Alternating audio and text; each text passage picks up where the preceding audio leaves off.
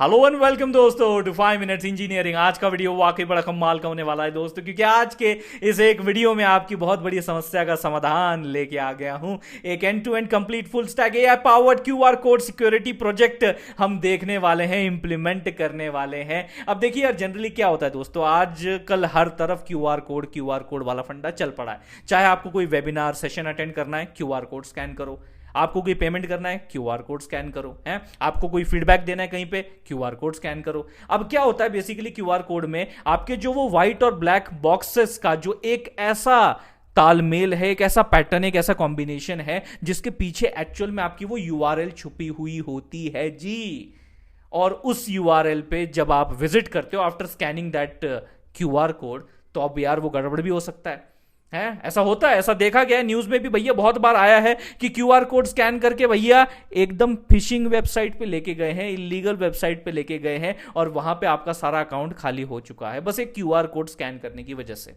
So before you respectively scan that QR code, बस उस QR code को आप अपने इस एप्लीकेशन को अपलोड कर दीजिए। उसके बाद सारी चीजें क्लियर हो जाएंगी। उसके बाद भैया उसके अंदर की जो छुपी हुई यूआरएल है वो फेच करके आपके सामने लाएंगे, और फिर उसके बाद वायरस टोटल के जरिए अक्रॉस 70+ सिक्योरिटी इंजिन्स पे उसे स्कैन किया जाएगा, उस यूआरएल को स्कैन किया जाएगा, इन्वेस्टिगेट किया जाएगा बहुत ही ज्यादा in detail for any malicious thing और एनी सस्पिशियस और any respectively fishing type of thing. यानी कि बहुत ज्यादा डिटेल में उसे एनालाइज किया जाने वाला है। फिर वो डेटा आंकड़े आपके सामने रखे जाएंगे और उसके बेसिस पे आप डिसाइड कीजिए कि आपको आगे भैया स्कैन करके विजिट करना है या नहीं करना है। That is the best approach you can have with this respectively application. तो यहां पे हम लोग बहुत सारी चीजों का इस्तेमाल करने वाले हैं। स्ट्रीमलिट का यूआई के लिए पाइजी बार बहुत पॉपुलर है भैया। ये अगर आपका क्यूआर कोड सामने मौजूद है तो उसके पीछे हुआ जो छुपा हुआ पैटर्न्स के बीच में जो यूआरएल होता है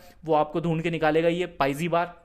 वायरस टोटल जैसे मैंने अभी बात किया, उसका भी एपीआई की जो है हम यहां पे यूज करने वाले हैं, ताकि बहुत ज्यादा इन डिटेल जो है वो सिक्योरिटी के बारे में हम जान सके अपने उस यूआरएल पे कि भैया कुछ गड़बड़ तो नहीं है, कोई सिक्योरिटी का थ्रेट तो नहीं है। ऐसा ऊपर ऊपर से सिर्फ भैया यूआरएल का नाम देख के पता लगा लेना कि ये सेफ है या नहीं सेफ है, ये तो बहुत ही सुपरफिशियल प्रोजेक्ट हो गया। लेकिन हम बहुत ज्यादा डेप्थ में जाके एक्यूरेट और वैलिड आंकड़ों के साथ जो है अपना रिजल्ट समझने वाले हैं। इसके लिए वायरस टोटल मैंने यहां पे यूज किया है। और फिर उसके बाद एलएलएम इंटीग्रेशन के लिए जेमिनी 2.5 फ्लैश, जो कि अपना एक ओवरऑल व्यू जो है आपके सामने रखेगा कि इसे विजिट करना सेफ है, या फिर एक वार्निंग रखेगा कि यार देख लो अपनी सावधानी पे जो है विजिट करना, या डेंजर यानी कि बिल्कुल भी विजिट ना करे। और कैसेंड्रा हमने यूज कर लिया है फॉर द डेटाबेस की वॉट एवर रिस्पेक्टिवली हम लोग जो यूआरएल्स जनरेट कर रहे हैं या जो भी क्यूआर कोड से यूआरएल निकल रहा है, whatever the verdict is there और किस टाइम पे वो वर्डिक्ट निकला था, ये सारी चीजें हम लोग स्टोर कर पाएंगे कैसेंड्रा डेटाबेस के अंदर। अब यहां पे हमारे पास जो एग्जीक्यूशन फ्लो है वो भी देख लेते हैं। सबसे पहले तो देखिए, जैसे ही आप डिप्लॉय करते हो अपने ऐप को तो स्ट्रीमलिट यूआई पे जाते हो विद लोकलहोस्ट 8501 जो आपका यूआरएल रहेगा, ये सही यूआरएल है, लोकलहोस्ट पे ही है, इसकी कोई दिक्कत नहीं है। तो स्ट्रीमलिट ऐप आपका लोड हो जाता है, तुरंत आपको वहां पे ऑप्शन दिखता है कि क्यूआर कोड इमेज जो है वो अपलोड करो। ये इनमें से जिस भी आपके रिस्पेक्टिवली फॉर्मेट में होगी आप फाइल अपलोड कर सकते हो। जैसे क्यूआर कोड आपका अपलोड हो जाता है, यूआरएल आपका डिकोड करना शुरू कर देता है फ्रॉम दैट क्यूआर, जो कि इसका जो खास बात है, जो टीआरपी फैक्टर जिसके लिए हमने यूज किया है वो है पाइजी बार। अब ये पाइजी बार ही आपका यूआरएल डिकोड करता है फ्रॉम दैट क्यूआर, उसका पैटर्न जो है वो निकालता है, एक्सट्रैक्ट करता है हिडन यूआरएल को। उसके बाद इस यूआरएल को वैलिडेट किया जाता है कि भैया ये वैलिड यूआरएल है भी या नहीं।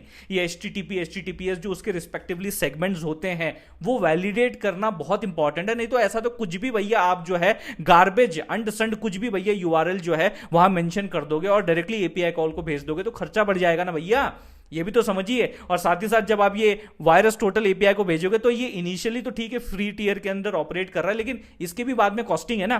तो ऐसे भी कुछ भी ऐसा इनपुट आ गया यूजर की तरफ से और हमने भेज दिया और खर्चा हो गया, ये कोई ऑप्टिमाइज तरीका नहीं हुआ। पहले इनपुट को वैलिडेट करना बहुत जरूरी होता है, वही हम यहां पे कर रहे हैं, यूआरएल को validate, and after everything is perfect fine फिर हम लोग यूआरएल को भेज देते हैं अपने वायरस टोटल के स्कैनिंग के लिए, जो कि बहुत ज्यादा इन डेप्थ जो है, जैसे मैंने बताया 70+ आपके सिक्योरिटी इंजिन के थ्रू स्कैन करता है फॉर मालवेयर, फिशिंग या फिर स्पैम वर्डिक्ट्स आपके सामने रखता है। एंड आफ्टर दैट वो जो भी पूरा स्टैट्स रहता है आपके वायरस टोटल का वो भेजा जाता है रीजनिंग के लिए जेमिनी 2.5 फ्लैश के पास, जो कि एआई रीजनिंग के थ्रू आपको अपना वर्डिक्ट देता देता है, बताता है कि भैया वो रिस्पेक्टिवली मामला सेफ है या नहीं है, क्या है।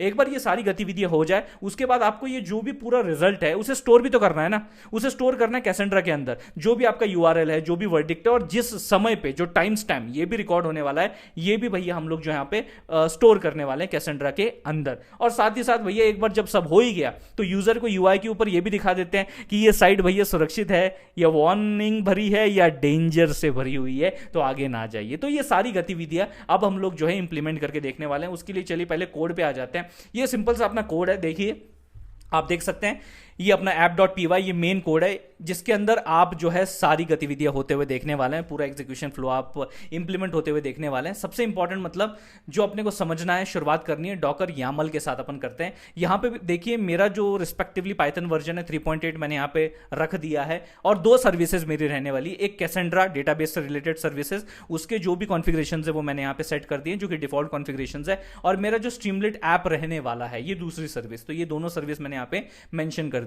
requirements.txt में स्ट्रीमलेट ऑब्वियसली लगेगा यूआई के लिए, रिक्वेस्ट लगेगा क्योंकि आपको एपीआई कॉल करना है, चाहे वो आपका टोटल वायरस हो या फिर रिस्पेक्टिवली जेमिनी का एपीआई कॉल हो। पिलो भी लगने वाला है क्योंकि आपको देखिए इमेज को ओपन करना है, रीड करना है, ये सारी चीजें जो है इमेज हैंडलिंग के साथ जो है पिलो काफी शातिर है, काफी अच्छा काम करता है, तो वो हमने यहाँ पे रिक्वायरमेंट्स में लिख दिया। पाइजी बार जैसे मैंने आपको ऑलरेडी बताया, और कैसेंड्रा ऑब्वियसली ये भी डेटाबेस हमें लगने वाला है, तो इसके लिए इसका ड्राइवर भी हमें रिक्वायरमेंट्स में मेंशन करना पड़ेगा जो कि इंस्टॉल हो जाएगा। उसके बाद पैकेजेस में देखिए एक इंपॉर्टेंट चीज मैंने यहाँ पे मेंशन कर रखी है, libgbar। ये भी इंपॉर्टेंट है उतना ही, आपके क्यूआर कोड के पीछे जो छुपा हुआ रिस्पेक्टिवली यूआरएल है वो सामने लाने के लिए, तो इसे भी मैंने packages.txt अलग फाइल में जो है सिर्फ एक ही नाम मैंने मेंशन कर दिया है। तो ये रिक्वायरमेंट है, वो सारी चीजें मैंने बताई।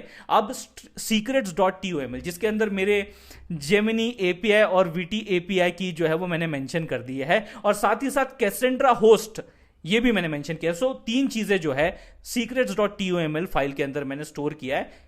वो ऐसे खुले में एक्सपोज नहीं कर सकता ना एपीआई कीज यार अपने अपने प्रोग्राम में, तो उसको कहीं ना कहीं सीक्रेट फोल्डर में छुपा के रखने का होता है, और फिर जब जरूरत पड़ जाए तो आप st.secrets के थ्रू जो अपनी जेमिनी की एपीआई की या फिर आपके वायरस टोटल की जो एपीआई की है और कैसेंड्रा होस्ट जो है वो डायरेक्टली यहां पे फेच करवा सकते हैं। अब यहां पे देखिए ये जो आपकी कीज होंगी ये तो आप डायरेक्टली इसके पेस्ट कर देंगे। ये नाम लिखना है इक्वल टू कोट्स में की डाल देनी है, ये नाम लिखना है इक्वल टू कोट्स में की डाल देनी है। लेकिन यहां पे क्या करना है, कैसेंड्रा होस्ट कुछ नहीं है, Cassandra host equal to quotes में कैसेंड्रा, बस लोअर केस में कैसेंड्रा लिख देना, that's it, nothing more than is required. अब देखिए यहां पे हमने क्या क्या चीजें ली है जो आपको समझनी है। इंपोर्ट किया बेस 64, ऑब्वियसली बात है, देखिए यार आप जो भी यूआरएल पूरा का पूरा जो आता है आपके पास फेच करके, वो रॉ यूआरएल आप डायरेक्टली टोटल वायरस को नहीं भेज सकते, वो एक्सेप्ट नहीं करता, उसके भी कुछ रिक्वायरमेंट्स होते हैं, उसे भी एनकोड करके रखना होता है बेस 64 फॉर्मेट में, तो वही उसके लिए हम यहां पे इसे इंपोर्ट कर रहे हैं। रिक्वेस्ट ऑब्वियसली एपीआई कॉल्स हमारे जाने वाले Streamlit for UI, this is the pillow from image for the image handling, और साथ ही साथ पाइजी बार फॉर द डिकोडिंग पर्पस, और कैसेंड्रा डेटाबेस, और यहाँ पे यूआरएल पार्स हम करने वाले हैं, सेगमेंट करने वाले हैं पूरी यूआरएल को, और फिर उसको वैलिडेट करने वाले हैं डेट टाइम, क्योंकि हम लोगों को टाइम स्टैम्प स्टोर करना है ना अपने रिस्पेक्टिवली डेटाबेस के अंदर कि ये रिस्पेक्टिवली यूआरएल कब आया था, तो वो डेट टाइम आपका वहाँ पे रिकॉर्ड हो जाएगा डेटाबेस के अंदर। उसके बाद यहाँ पे मेरी जो कीज है वो मैंने यहाँ मेंशन कर दी, और यहाँ पे मेरा जो रिस्पेक्टिवली कैसेंड्रा का कंटेनर है वो इनिशियलाइज और कनेक्ट करने की मैं कोशिश कर रहा हूं, जो कि यहां पे आपका कनेक्ट हो जाएगा। लेकिन इसके बाद जो है अपने सेशन के थ्रू मुझे कुछ क्वेरीज एग्जीक्यूट करवानी है। अब देखिए कैसेंड्रा वाला फंडा ना थोड़ा अलग है, थोड़ा डिफरेंट है, ये एसक्यूएल इंप्लीमेंट नहीं करता, ये सीक्यूएल इंप्लीमेंट करता है, यानी कि कैसेंड्रा क्वेरी लैंग्वेज, जो कि बहुत हद तक जो है आपके एसक्यूएल की तरह ही है, लेकिन इसमें थोड़ी टर्मिनोलॉजीज डिफरेंट है। जैसे कि मैं आपको बताता हूं, यहां मैं बात कर रहा हूं क्रिएट की स्पेस। अब की स्पेस क्या होता है आप पूछोगे, it is nothing but database. अरे जैसे अपन एसक्यूएल में क्या करते हैं, क्रिएट डेटाबेस करते हैं कि नहीं, वैसे यहां पे क्रिएट की स्पेस बोला जा रहा है, यानी कि ये अलग टर्मिनोलॉजी है, लेकिन मुद्दे की बात यही है कि हम यहां पे डेटाबेस ही क्रिएट कर रहे हैं। ये आपका कैसेंड्रा क्वेरी लैंग्वेज है।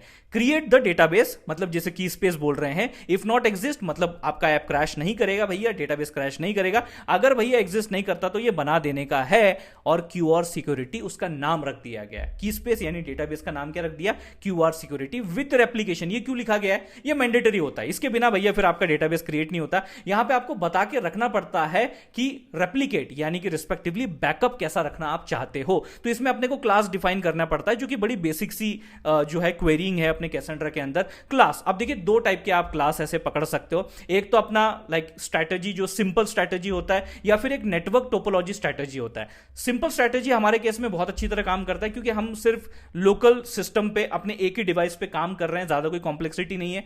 लेकिन अगर मान लीजिए आपके पास बहुत मल्टीपल सर्वर्स है, मल्टीपल डिवाइसेस है, connected in a topology for a network, तो यहां पे फिर वो नेटवर्क टोपोलॉजी स्ट्रैटेजी हम यूज करते हैं, एज अ क्लास के आगे मेंशन करते हैं। और रेप्लिकेशन फैक्टर मैंने ज्यादा नहीं, बस एक ही मेंशन किया है, एक से ज्यादा की कॉपी की मुझे रिक्वायरमेंट नहीं है। तो ये जरूरी चीजें होती है, ये आपकी क्वेरी के पार्ट्स है जो मैंने अभी आपको जो है वर्ड बाय वर्ड समझाया कि इसका क्या मतलब बनता है। उसके बाद मैंने बोल दिया कि चलो डेटाबेस क्रिएट हो गया, मतलब की स्पेस क्रिएट हो गया, अब उसे यूज करो, यूज क्यूआर सिक्योरिटी, यही तो नाम रखा है ना हमने। उसके बाद मैं कहता हूं कि इसके अंदर एक टेबल बनाओ। यस, की स्पेस के अंदर अपना टेबल भी रह सकता है, जो कि बड़ा नॉर्मल है, जैसे डेटाबेस के अंदर टेबल रहता है। तो यहां पे भी हम एक टेबल बना रहे हैं जिसका नाम हम रख देते हैं स्कैन्स, जिसके अंदर हम अपना आईडी रखेंगे, एक यूनिक आइडेंटिफायर नंबर जो है प्राइमरी की के तौर पे to identify each of the respectively URL request, वो एक आईडी रखेंगे। यूआरएल जो है वो रखने वाले हैं। वर्डिक्ट जो है, वर्डिक्ट क्या है, सेफ है, वार्निंग है या डेंजर है, ये जो वर्डिक्ट आएगा ये भी हम स्टोर करने वाले हैं। और साथ ही साथ स्कैन्ड एट टाइम स्टैम्प, कब उसे स्कैन किया गया था, तो वो टाइमलाइन भी हम लोग यहां पे मेंशन करते हुए चलने वाले हैं। तो ये आपके रिस्पेक्टिवली 4 कॉलम्स रहेंगे अपने रिस्पेक्टिव स्कैन्स टेबल के, जो कि अपने की स्पेस क्यूआर सिक्योरिटी के अंदर छुपा हुआ है।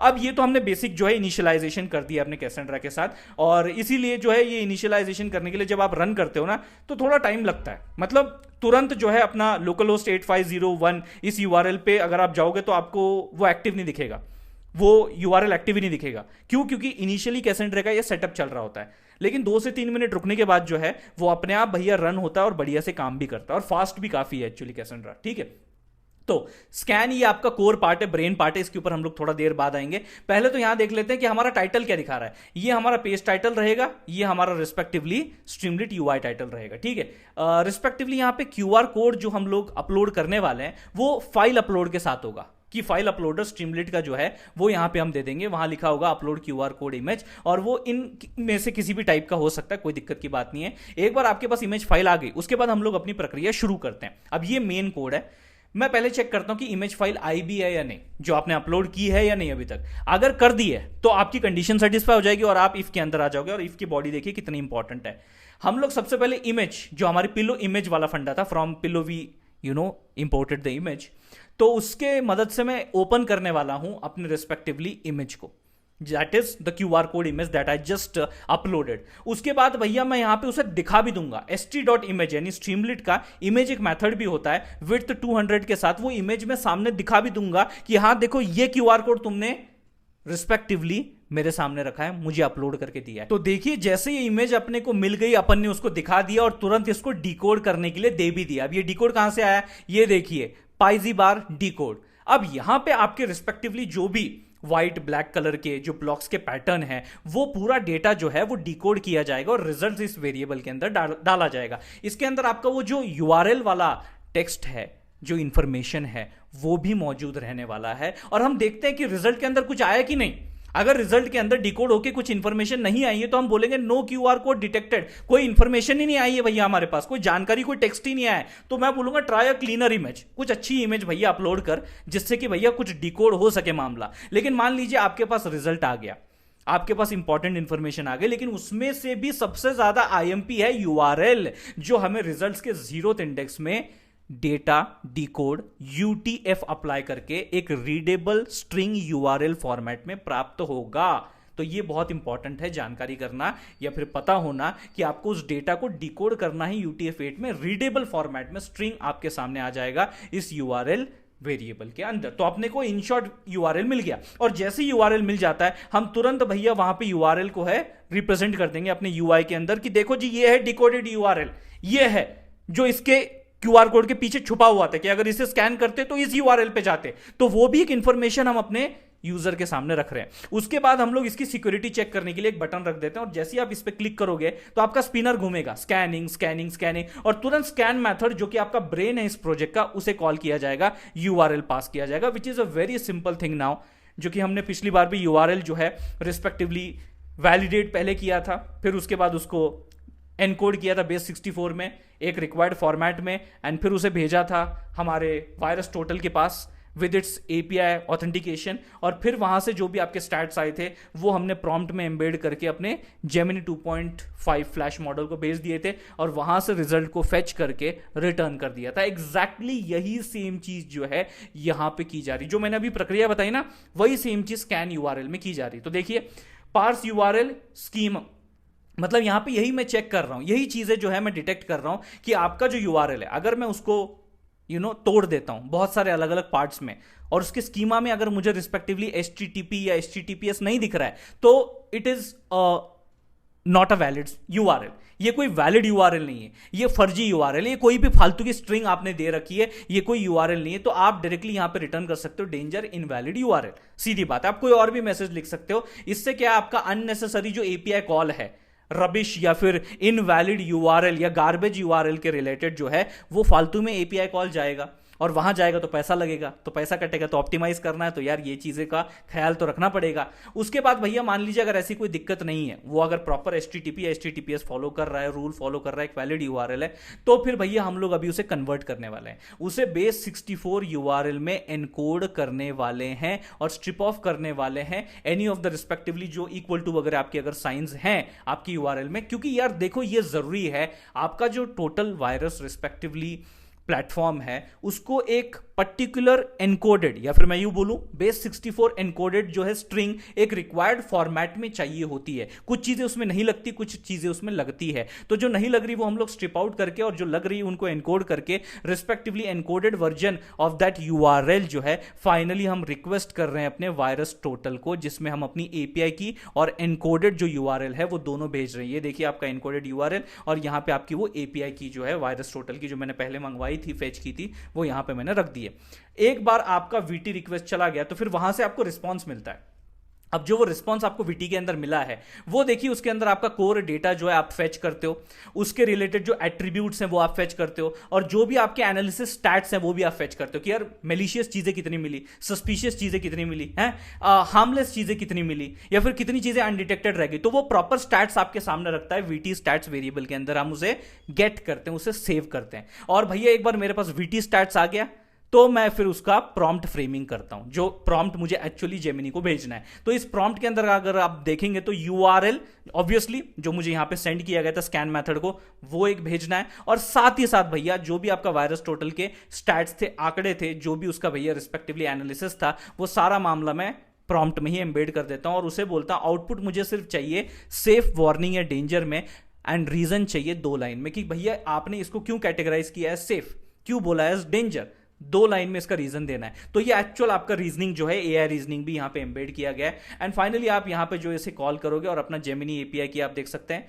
यहां पे मैंने लगा दिया, जो कि सीक्रेट से मैंने फेच किया था, और यहां पे अपन अपने आप को ऑथेंटिकेट कर रहे हैं कि हाँ जी हमारे पास है, चाबी है, अरे की है हमारे पास, भैया हमको आने दो, हमको भैया मदद लेने दो एलएलएम की। और एक बार हमारा रिस्पांस आ गया तो उसे हम लोग यहां पे जो है एक्सट्रैक्ट करते हैं। मतलब आप देखिए यहां पे रिक्वेस्ट मैंने पहले कर दी है, मैंने पहले तो अपना जो प्रॉम्प्ट है वो रिक्वेस्ट कर दिया है, पोस्ट कर दिया है अपने रिस्पेक्टिवली जेमिनी एलएलएम को, और मुझे रिस्पांस मिलता है आर के अंदर, इस आर वेरिएबल के अंदर रिस्पांस मिलता है। अब ये जो है it is like the response is filled with heavy JSON format, जिसके अंदर देखिए अपन जो है ना एक के अंदर एक के अंदर एक, परत के अंदर परत, परत के अंदर परत, लेयर के अंदर लेयर, जो एक्चुअल अपना टेक्स्ट है, जो एक्चुअल अपना वर्डिक्ट है, एआई रीजनिंग जो वैलिड है, वो हम लोगों को निकालना है। और वो निकालने के लिए हम कैंडिडेट्स के 0th इंडेक्स में जाते हैं, कंटेंट में जाते हैं, पार्ट्स के 0th में जाते हैं, और एक्चुअल टेक्स्ट को फेच करते हैं और वो रिटर्न करते हैं। अगर मान लीजिए यहां पे कोई भी गड़बड़ हो जाती है तो एक्सेप्ट में मैं एरर डाल देता हूं, तो ट्राई एंड एक्सेप्ट भी यहां पे मैंने रख दिया है कि कुछ अगर कम ज्यादा हो गया तो भैया वो यहां पे हैंडल किया जा सकता है। और एक बार आपका वो एक्चुअल वर्डिक्ट जो है, जो कि एआई रीजनिंग के बाद जेमिनी की तरफ से आपको मिला था, आपने यहां पे एक्सट्रैक्ट करके उसे आपने रिटर्न किया, वो रिटर्न करने के बाद वर्डिक्ट आपका यहां पे आता है, वर्डिक्ट आ गया। अब इंपॉर्टेंट चीज, अब बहुत ही इंपॉर्टेंट चीज मैं बताने जा रहा हूं। अब हम लोगों को ये सारी चीजें जो हैं अपने कैसेंड्रा के अंदर डालनी है, इंसर्ट करनी है। तो हम तुरंत क्या करेंगे जी, हम तुरंत यहां पे डाल देते हैं अपना एग्जीक्यूट, सेशन एग्जीक्यूट, जो कि देखिए मैंने यहां पे इनिशियलाइज किया था, ये देखिए सेशन कनेक्ट इनिशियलाइज किया था। और मैं क्या एग्जीक्यूट करता हूं, इंसर्ट क्वेरी। इंसर्ट किसके अंदर करना है, स्कैन्स, ये टेबल के अंदर आईडी इंसर्ट करनी है। ओके आपको यूआरएल इंसर्ट करना है, वर्डिक्ट जो है वो इंसर्ट करना है, एंड स्कैन्ड एट, कब उसे स्कैन किया गया था, वो जो रिस्पेक्टिवली यूटीसी नाउ, यानी कि अभी जो मेरा समय होगा उस डेट टाइम को स्टोर कर दिया जाएगा, वर्डिक्ट को स्टोर कर दिया जाएगा। और यहां पे जो मेरा यूनिक आइडेंटिटी निकलेगा वो भी यहां पे जो है स्टोर किया जाएगा, यानी कि यूनिक आइडेंटिफायर नंबर आप कह सकते हो, वो भी यहां पे स्टोर किया जाएगा, ताकि आप यूनिकली जो है आइडेंटिफाई कर सको हर एक एंट्री ऑफ द टेबल को, जो कि ये प्राइमरी की भी है अपने टेबल में। अगर आपको नहीं पता होगा, नहीं देखा होगा, तो ये देखिए, ये एक्चुअली एक प्राइमरी की भी है, तो वो हम लोग स्टोर कर रहे हैं। And once it is done, तो हमने क्या किया भैया, वर्डिक्ट भी ले लिया, उसको कैसेंड्रा में स्टोर भी कर दिया, और फिर अभी यूआई में दिखाना भी है क्या वो सेफ था, वर्डिक्ट सेफ था, क्या वो वार्निंग था या डेंजर था, जो भी था, whatever the verdict was there, हम यहां पे उसके वर्डिक्ट को जो है लाइक सामने पेश करते हैं कलर कोडिंग के साथ। सक्सेस यानी ग्रीन,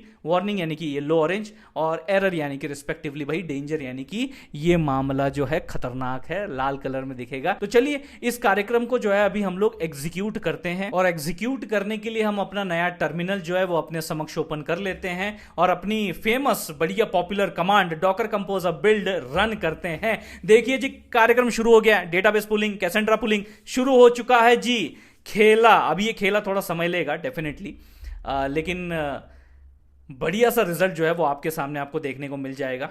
चलिए फटाफटी चल भाई हो जा, हो रहा है, परफेक्ट, डन डन डन। चलो डेटाबेस पुल्ड हो गया है, कैसेंड्रा इज बिंग पुल्ड। चलिए अभी आपकी रिक्वायरमेंट्स वाला जो फंडा है वो 1 बाय 1 एग्जीक्यूट होना शुरू हो जाएगा। Yes, perfectly taking into consideration, yes done. चलिए चलो भैया हो जा, जल्दी से कर ले भैया डिपेंडेंसीज इंस्टॉल फटाफटी। चलो हो रहा है। और एक बार ना ये सब आपका कार्यक्रम हो जाए, डन हो जाए ना, तो उसके बाद थोड़ा सा रुकिएगा, कम से कम नहीं तो भी 2 मिनट तो मिनिमम रुकिएगा, क्योंकि सबसे पहले कैसेंड्रा थोड़ा टाइम लेता है इनिशिएट होने में। जैसे मैंने आपको पहले भी जब शुरुआत में एक्सप्लेन कर रहा था तो मैंने चीजें बताई थी। तो एक बार यहां पे रन वाला कार्यक्रम दिख जाए तो तुरंत जो आपका यूआरएल है वो एक्टिव नहीं होगा, पहले कैसेंड्रा अपना सेटअप करेगा। ये देखिए अभी हो गया है, अब ये चल रहा है, हो रहा है, देखो अभी ये हो रहा है, टाइम लेगा, रुको। अब जैसे ही आपको it is configure to be seed node, यहां तक आपको दिख गया, ये आपको यहां पे दिखेगा। आपके एंड पे भी जब रन करोगे, थोड़ा रुको, होल्ड करो, यूआरएल हमारे पास है, होल्ड करो, यही यूआरएल पे आपको भी विजिट करना है। जस्ट रुको जरा, मैं आपको दिखाता हूं। ये देखो मैं पहले ब्राउजर पे जाता हूं, और यहां पे आपके समक्ष जो है वो रिस्पेक्टिवली यूआरएल पेस्ट कर देता हूं। ये देखिए ऐसा दिखाएगा, तो डरने का नहीं, टाइम ले रहा है वो, थोड़ा टाइम दो। आप मुझे पता है एकदम तुरंत जाके हिट मारोगे इसके ऊपर localhost:8501 पे, लेकिन थोड़ा टाइम लो, आराम से। ये इनिशियली ऐसा दिखेगा क्योंकि ये समय लेता है। देखो रिफ्रेश भी करोगे तो भी ये ऐसे ही अड़ा रहेगा, इसमें कोई एरर नहीं है, कोई दिक्कत की बात नहीं है, थोड़ा इनिशिएट होने में टाइम लेता है। चलो इसका स्टेटस देख लेते हैं तब तक। चलो हो गया, आई थिंक सो डन। चलो रिफ्रेश करते हैं, जस्ट अ मिनट, समय लगता है जी, इसलिए सब चीजें आपके सामने करके दिखा रहा हूं यार मैं। मतलब आप जब अपने एंड पे इन चीजों को ऐसे होते हुए देखोगे तो आपको लगेगा यार कोड काम नहीं कर रहा है, किसी काम का नहीं है, ये तो एरर दे रहा है वगैरह, ऐसी चीजें आपके दिमाग में आएंगी।